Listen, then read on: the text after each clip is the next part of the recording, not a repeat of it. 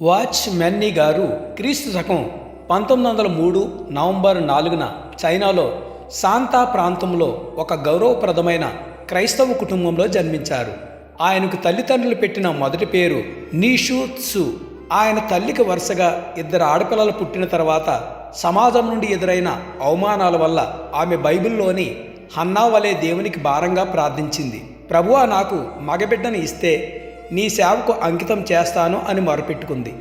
దేవుడు ఆమె ప్రార్థన విని వాచ్ మెన్నీ గారిని అనుగ్రహించారు. చిన్నతనం నుండి ఆయన అత్యంత తెలివైన బాలుడిగా చదువులో ఎప్పుడూ మొదటి వరుసలో ఉండేవారు. అయితే ఆయనకు లోకాశలు ఎక్కువగా ఉండేవి. భవిష్యత్తులో ఒక గొప్ప రాజకీయ నాయకుడు లేదా ప్రసిద్ధ వ్యక్తి అవ్వాలని కలలు కనేవారు. 1920లో తన 17వ ఏట ఒక ప్రత్యేక ఉద్యోగ కూటంలో పరిశుద్ధాత్మ తాకిడి ద్వారా ఆయన యేసుక్రీస్తు ప్రభువును సొంత రక్షకుడిగా అంగీకరించి తన జీవితాన్ని పూర్తిగా దేవునికి సమర్పించుకున్నారు. ఆ తర్వాతే ఆయన తన పేరును వాచ్ మెన్నీగా మార్చుకున్నారు. 1924లో తన 21వ ఏట వాచ్ మెన్నీ గారు చైనాలో పగలు రాత్రి తేడా లేకుండా దేవుని సేవ చేయటం ప్రారంభించారు.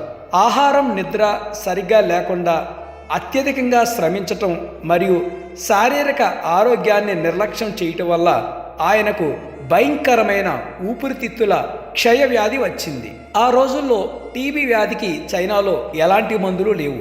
ఆయన తండ్రి తాత ఇద్దరూ కూడా అదే టీబీ వ్యాధితో మరణించారు.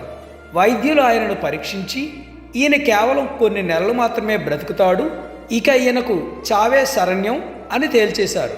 ఆయన శరీరం పూర్తిగా క్షీణించి కేవలం ఎముకల గూడులా మారిపోయింది. ఆయన స్వరం ఎంతగా అరిగిపోయిందంటే ఆయన మాట్లాడే మాటలు వినాలంటే రోగుల పక్కనే చెవి పెట్టి వినాల్సి వచ్చేది. ఆయన చనిపోయాడనే అబద్ధపు వార్తలు కూడా ఆ కాలంలో చైనా అంతటా వ్యాపించాయి. మరణం నోట్లో ఉన్నప్పటికీ వాచ్ మెన్నీ గారు దేవుని పరిచర్యను ఆపలేదు. ఆయన మంచంపై పడుకునే తన ప్రసిద్ధ ఆధ్యాత్మిక గ్రంథం ది స్పిరిచువల్ మ్యాన్ అనే పుస్తకాన్ని వ్రాయటం ప్రారంభించారు.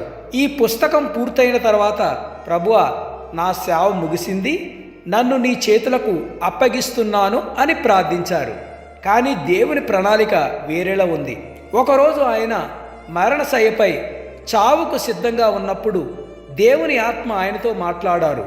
రోమీయులకు రాసిన పత్రిక 8వ అధ్యాయం 11వ వచనంలో ఉన్న వాక్యం ప్రకారం, మృతులలో నుండి యేసును లేపిన వాని ఆత్మ మీలో నివసించిన ఎడల మృతుల్లో నుండి క్రీస్తు యేసును లేపినవాడు చావునకు లోనైన మీ శరీరములను కూడా మీలో నివసించుచున్న తన ఆత్మ ద్వారా జీవింపచెయ్యును అన్న వాక్యంతో దేవుడు మాట్లాడినప్పుడు ఆయన హృదయంలోనికి ఈ వాక్యం బలంగా నాటుకుంది. అంతవరకు మంచం నుండి కనీసం అడుగు తీసి అడుగు వేయలేని స్థితిలో ఉన్న వాచ్ మెన్నీ గారిని పరిశుద్ధాత్మదేవుడు, నువ్వు లేచి నిలబడు, నీ దుస్తులు ధరించుకుని బయటకు నడువు అని ఆజ్ఞాపించారు. లోపల వస్తున్న సాతాను సందేహాలను లెక్క చేయకుండా ఆయన దేవుని మాటను నమ్మి తన బలహీనమైన కాళ్లను మంచం నుండి కిందకు పెట్టారు.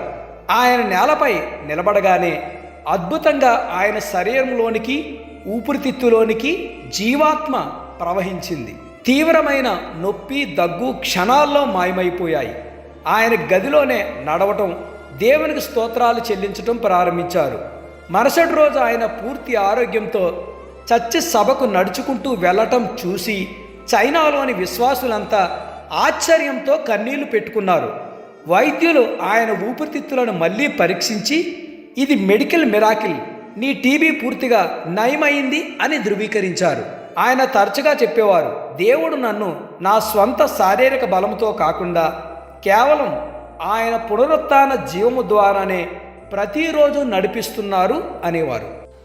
ఈ వీడియో మీకు నచ్చితే లైక్ చేయండి, సబ్స్క్రైబ్ చేయండి, మరికొంతమందికి ఫార్వర్డ్ చేయండి. Thank you. God bless you all.